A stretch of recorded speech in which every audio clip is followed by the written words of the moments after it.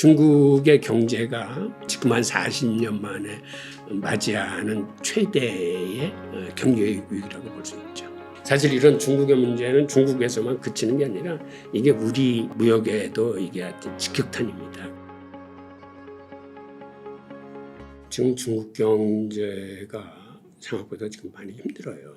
그러니까 중국이 1978년에 이제 개방을 했는데 중국이 지난 40년간은 정말 성장 속도가 대단해서 40년 평균 연평균 성장률이 9.6%에 달했어요. 네. 정말 대단한 거거든요. 그런데 그 경제 성장이 사실상은 환율의 그 400% 평가절하를 통해서 싼 인건비를 토대로 이루어진 겁니다. 그런데 지금은 그렇게 위안화가 싸질 않아요. 그러다 보니까 인건비 수준이 많이 올라왔어요. 또 하나는 미래의 성장을 미리 땡겨 쓴 그러한 그 성장이 많았어요. 그러니까 우리가 잘 아는 중국의 부동산이 그 대표적인 예입니다. 그러니까는 성장을 위해서 무리하게 부동산 건설을 계속하다 보니까 지금은 이제 그 후유증이 이제 터진 상황이거든요. 하여튼 이러한 상황으로 인해서 지금 중국 경제가 생각보다는 굉장히 어렵습니다. 그 어려운 걸 이제 하나하나 한번 좀 살펴보죠. 우선은 최근 중국의 경제 성장률은 지금 5%를 달성하기 힘들지 않겠느냐라는 관측이 나올 정도로 과거 연평균 9.5%였던 게 이제는 많이 이제 하향 조정이 되고, 그다음에 특히 팬데믹 봉쇄 이후에 리오프닝이 되면서 중국 경제가 다시 살아나지 않을까라고 기대를 했었는데 지금 기대치에 이제 많이 모자르고 있고, 그러다 보니까 중국의 부동산 경기가 중국 GDP의 거의 30% 연관산업까지 다 합치면 이렇게 큰 비중인데 최근 들어서 집값이 다시 좀 살아나는 듯 하다가 다시 꺾이기 시작하는 모습을 보이고 있습니다. 그래서 중국은 그다음에 이 부동산 경기를 살려는 의지는 없어요. 왜 그러냐면 중국 정부 스스로도 지금 부동산에 거품이 많이 껴있다는 걸 알기 때문에 지금 중국 전체의 집 숫자가 한 6억 채 되는데 그중에 6분의 1인 1억 채 정도가 빈집이라는 거거든요. 근데 그런 상황을 중국 정부도 잘 알기 때문에 부동산 경기를 살려서 내수를 불황하지는 않겠다는 게 중국 정부의 뜻이에요. 그러다 보니까 이 부도나거나 파산되는 기업들은 선별적으로 이건 처리를 하지만 전체적으로 부동산 건설을 다시 살려서 이 버블을 키우지는 않겠다라는 그러한 의지를 갖고 있어요. 그러다 보니까 중국에서는 부동산 부실에 대비하기 위해서 은행들한테 그 충당금 확대를 하라고 미국 정부가 계속 이렇게 압박을 하고 있습니다. 그럼에도 불구하고 그러한 그 제도적인 금융권이 아닌 그림자 금융 같은 데서는 이제 위기가 발발할 소지는 남아 있습니다만 전체적인 그림은 그렇게 갖고 가는 것 같아요. 그래서 중국은 지금 그 통화 팽창을 쓰고 있으면서도 1년 만기 기준금리격인 그 대출 우대 금리는 아주 작은 규모로 한 0.1%씩 하향 조정을 하면서 내수 경기에 온기를 제공하고는 있는데, 예를 들어서 부동산용인 5년 만기 대출 금리는 저번 7월 달에 이걸 동결을 했습니다. 즉 부동산용 대출은 키우지 않겠다는 뜻이. 그래서 중국의 속내를 들여다보면 중국은 이렇게 금리가 시장에서 결정되는 시장 금리가 아니고 이게 관치 금리입니다. 그래서 초단기건 단기건 중기건 장기건 정부가 이걸 일일이 다 정해줘요. 그래서 정부가 정하는 걸 보면 정부의 이제 의지를 읽을 수 있는 거죠. 그러니까 1년짜리는 금리를 인하해 주면서 5년짜리 즉 부동산 부양에 필요한 것들은 이제 동결을 함으로써 이제 시장 조절을 하고 있습니다. 그다음에 중국 경제에서 또 하나의 위기 요소 중에 하나가 이제 지방 재정 위기예요. 중국에는 한 34개 성이 있는데 그 중에서 30개 지방 정부에 대한 그 GDP 성적을 매번 중국이 발표를 합니다. 그래서 서로 이제 경쟁을 붙여서 거기서 성적이 좋은 그 성주들이나 공무원들은 이제 발탁을 하고 그러다 보니까 각 성 간에 경쟁적으로 자기 성의 경제 성장을 위해서 여러 가지 정책이나 심지어는 편법을 쓰는데 그러다 보니까 그 부작용이 바로 부동산 건설에서 나타난 거거든요. 지방 정부의 성장률을 높일 수 있는 가장 손쉬운 요소가 여태까지는 부동산 주택 건설이었기 때문에 그쪽에 이제 신경들을 많이 썼는데 그러다 보니까 지금 이러한 부동산에 대한 위기가 표출된 건데 하여튼 그러한 문제로 인해서 이 위기가 오면서 지방 재정이 굉장히 악화됐습니다. 그 얘기는 뭐냐면 여태까지는 주택 건설할 때 토지를 중국은 이제 공산 정부가 돼서 이거 개인 사유재로 쓸 수 있는 게 아니라 토지를 70년 임대로 이제 빌려줍니다. 그러니까 그 임대료가 지방 정부 수입의 한 30-40%가 됐었는데 지금 이제 이게 딱 막힌 거예요. 그러니까 지방 정부로서는 지금 굉장히 어려운 거예요.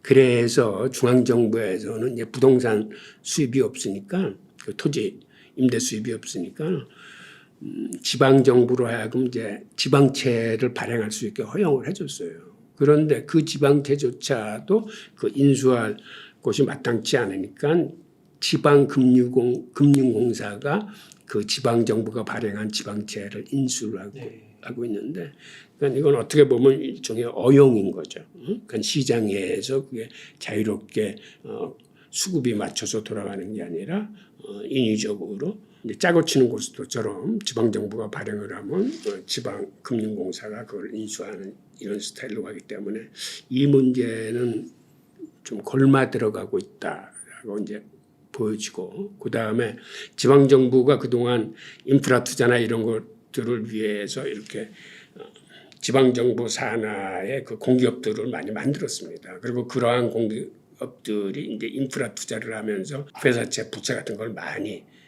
쌓아놓은 게 이게 사실 어떻게 보면 지방정부 부채인데 이게 기업 부채로 이제 변해 있는 거예요. 그런 의미에서 지금 중국 지방의 그 재정 위기가 생각보다는 심각하고 그 다음에 중국 중앙정부 자체에서도 시행하고 있는 그 1대1로 정책이나 이런 걸로 인해서 해외에 빌려준 부실 채권들이 굉장히 많아요. 1대1로 사업하면 중국 정부가 해당국들한테 한 1조 달러를 상업자간 형식으로 빌려줬고 그다음에 그들이 통화 위기를 겪거나 중국 가구의 교육에서 쓸 위안화를 위해서 통화 수합으로 빌려준 위안화 규모가 또 한 7천억 달러 정도 돼요. 그러니까는 해외에 물려있는 해외 부실채권이 지금 한 1조 7천억 달러 정도 됩니다. 이런 문제도 있고 그다음에 최근에는 중국이 특이한 게 팬데믹 기간 중에 다른 나라들은 팬데믹 위기를 헤쳐나가기 위해서 엄청난 통화를 풀었습니다. 가장 많이 푼 게 유럽이고 유로하고 두 번째가 달러예요. 세 번째가 엔화인데 특이하게 중국만큼은 팬데믹 봉쇄 정책을 쓰면서 돈을 풀지 않고 오히려 유동성을 줄였어요. 그러다 보니까 지금 중국은 통화 정책의 여력이 큽니다. 그리고 중국에서는 인플레이션도 일어나지 않고 지금은 오히려 디플레이션을 우려할 정도로 지난달 발표에서는 뭐 마이너스 0.3%였는데 이번 발표에서는 이게 다시 0.1%로 살짝 올라와서 하여튼 지금 디플레이션과 인플레이션을 교묘하게 그러니까 거의 인플레이션이 없는 0% 수준에서 움직이고 있다고 보면 돼요. 그러다 보니까 지금 중국 정부는 얼마든지 통화 정책을 필 수 있는 이런 여력을 갖고 있어요. 그러니까 금리도 원하는 것만큼 낮출 수 있고 그다음에 지준율을 낮춰서 유동성도 얼마든지 공급할 수 있고 그럼에도 불구하고 지금 중국 정부는 굉장히 조심스럽게 이걸 운영하고 있습니다. 원래 지금 중국 정부 경제 성장률도 이렇게 안 나오고 여러 가지 그 문제가 노출되면 금리를 과감하게 낮추고 돈을 풀어서 이걸 더 풀면 안 돼. 미국 같으면 그렇게 했을 거예요. 근데 중국은 지금 그렇게 하지 않고 있습니다. 그다음에 이 소비자 물가지수의 선행지표격인 생산자 물가지수도 지금 11개월째 지금 마이너스예요.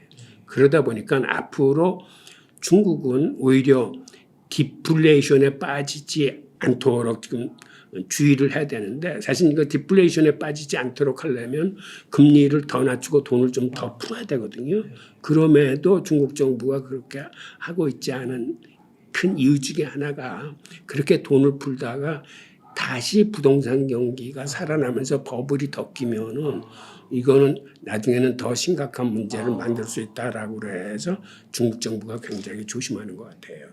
하지만 그러다 보니까 내수가 지금 안 좋습니다. 게다가 지금 수출마저 굉장히 안 좋아요. 7월 달에는 옆에 있는 그래프에서 보시다시피 수출이 마이너스 14.5%, 수입도 마이너스 12%에서 두 자릿수 감소로 지금 그래프가 계속 아래로 내리꽂히는 걸 보면서 굉장히 줄어드는 걸 볼 수 있을 겁니다. 8월 달 수출은 그거보다는 조금 둔화되긴 했습니다만은 여전히 수출이 8.8% 감소, 수입이 7.3% 감소인데 지금 이 그래프로 보면 추세가 지금은 구조적 하향세에 들어섰어요. 그래서 중국의 무역 규모가 앞으로 상당 기간 이 감소 추세를 이어갈 것 같아요. 그런데 사실 이런 중국의 문제는 중국에서만 그치는 게 아니라 이게 우리 그 무역에도 이게 직격탄입니다. 그래서 우리도 많이 힘들 거예요. 그래서 IMF 등이 지금 세계 경제 전망을 다 높이고 다른 나라들은 성장치를 더 높여서 전망하는 데 비해서 유독 우리 한국만 지금 세 번째 계속 깎고 있습니다. 그만큼 우리는 중국과의 무역 비중이 크기 때문에 앞으로 IMF가 보기에는 전망이 더 안 좋을 거라고 보고 있는 이유이고 또 하나는 지금 중국에서 외국 투자 기업들이 지금 빠져나오고 있는 추세입니다. 중국의 이 외국인 직접 투자 금액을 들여다보면 지금 그래프에서 보시는 것처럼 지금 외국인 직접 투자 그 순투자액이 계속 줄어들어서 지금은 이제 마이너스로 치달리고 있습니다. 지금 마이너스로 치달린다는 것은 중국에 들어오는 외국인 투자보다 중국에서 빠져나가는 외국인 직접 투자가 더 많다는 의미거든요. 즉 외국 기업들이 지금 철수하고 있다는 의미예요.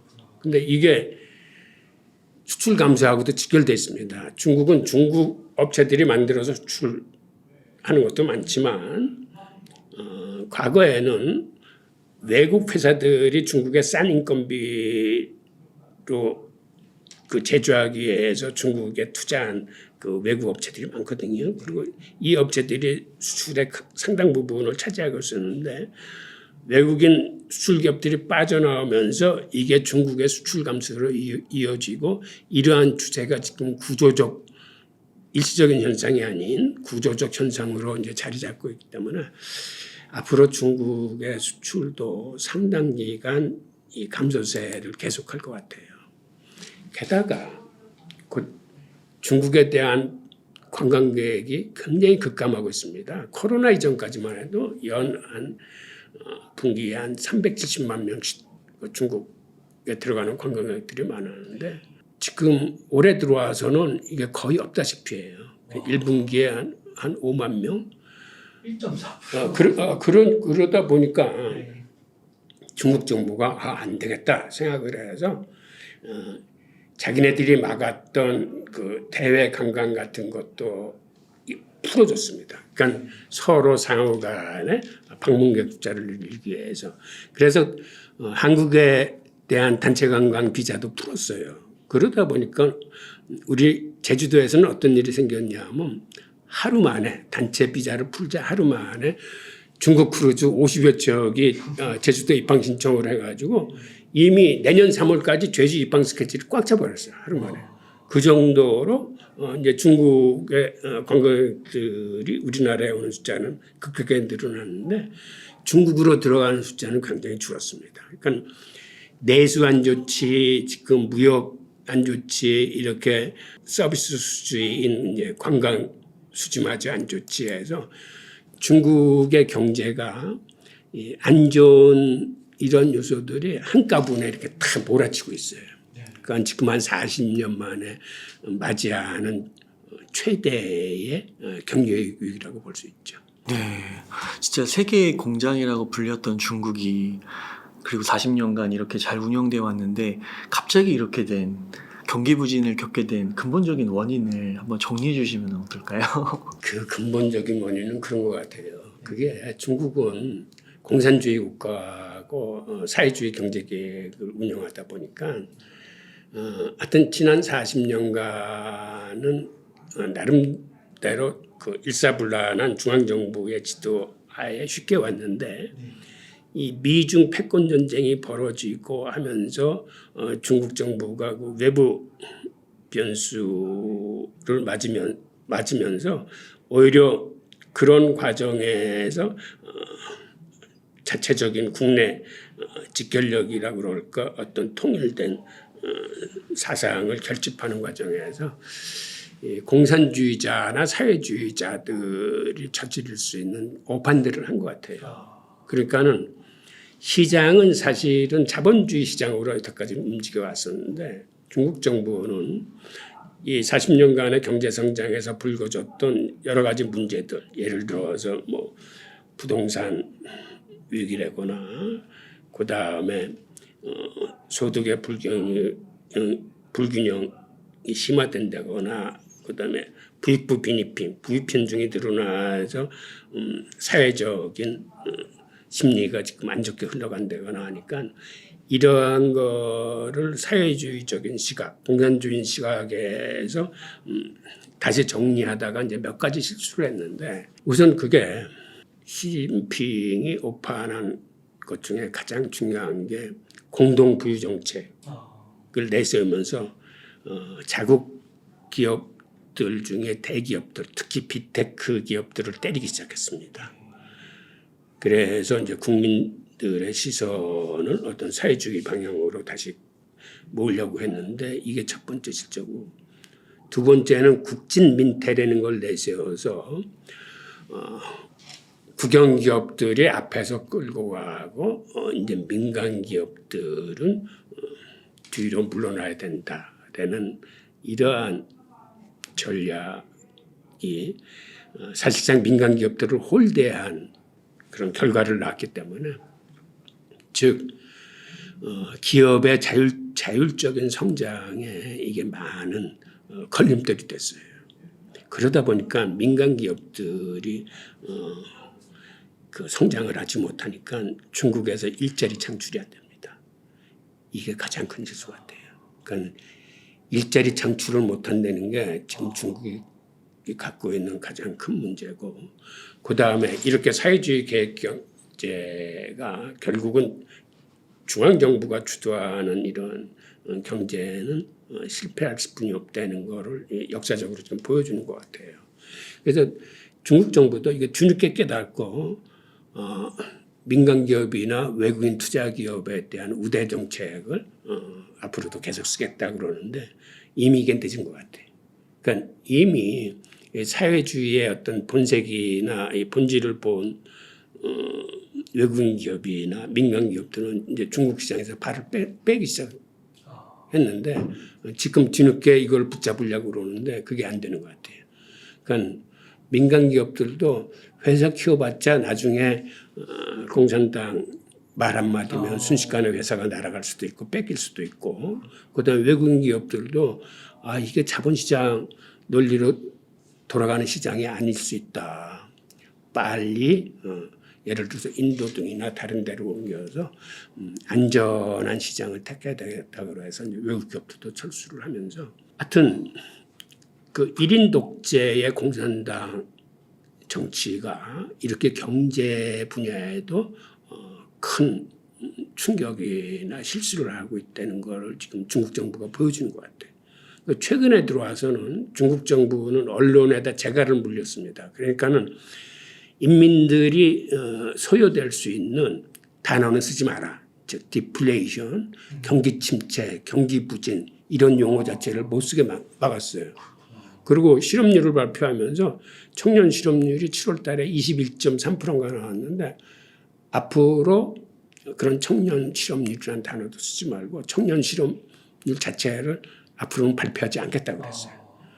즉 청년 실업률 공식 발표가 21.3%인데 사실은 청년들의 절반이 취업을 못한다는 거거든요. 사실상은. 그러다 보니까 지금 청년들의 분위기나 여론이 굉장히 안 좋아요. 그리고 이게 정부 차원에서도 이게 중요한 문제라고 판단하기 때문에 사회 혼란을 가져올 수 있는 거기 때문에 그 언론에 이제 단속을 시키고 외부 그 서구 진영의 모든 SNS를 다 끊어서 소요를 일으킬 만한 그런 정보들을 다 가리고 있는데 이게 역사상 흐름을 볼 적에 이게 그렇게 오래가지 못할 거예요. 이런 요인 플러스 외부적으로는 미중 패권 전쟁을 하면서 공급망 재편하고 첨단 기업 같은 거를 옥죄고 하기 때문에 중국은 이런 내부적인 요인과 이런 외부적인 요인이 맞물리면서 지금의 이러한 갑작스러운 어떤 경기 부진을 겪는 것 같습니다. 아, 그렇군요. 교수님, 그러면 앞서서는 탈달러화를 좀 이야기해 주셨잖아요. 그리고 지금은 어떻게 보면은 그 브릭스 국가가 더 이렇게 연합이 되고 있는데 그 가운데 또 핵심 국가는 중국이잖아요. 그러면은 이 두 가지를 봤을 때 만약에 뭐 좀 자금이 있어요. 그러면 앞으로 어느 쪽을 좀 바라보면서 한국 경제라든지 아니면 개인 투자자들이 투자를 해야 될지, 그러니까 달러 자산에 좀 투자를 해야 될지, 아니면 달러화가 되면서 달러 패권이 약해지면서 그런 쪽을 좀 바라봐야 될지 좀 헷갈릴 수 있을 것 같거든요. 그래서 교수님께서 해안을 주신다면 좀 어떠실 것 같으세요? 개인 투자 측면에서 지금 네, 그 개인 측면에서 한번 봤을 때 그 달러 패권이 약해지는데 또 중국은 흔들리니까요. 이럴 때는 뭐 미국에 투자하거나 중국에 투자하거나 만약 둘 중에 하나 고른다면은 뭐 그런 그래도 해안이 좀 있을까요?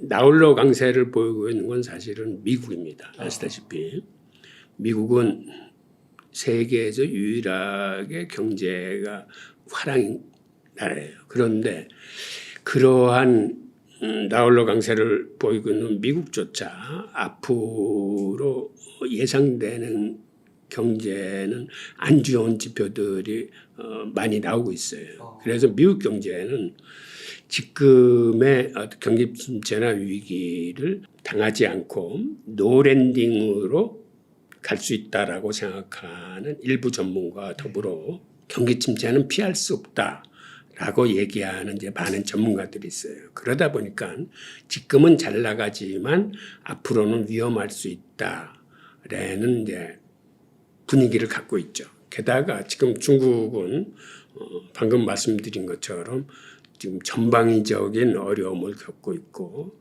그래서 세계가 지금은 안전한 곳이 하나도 없습니다. 유럽은 미국보다 더 문제가 심각하고 일본도 지금 그 여러 가지 금융 경제상의 문제들이 있어요. 그러다 보니까 지금 같은 경우에는 현재의 화랑 장세에 동참을 하면서도 만약의 사태에 대비한 보수적인 투자가 저는 바람직할 거라고 보거든요.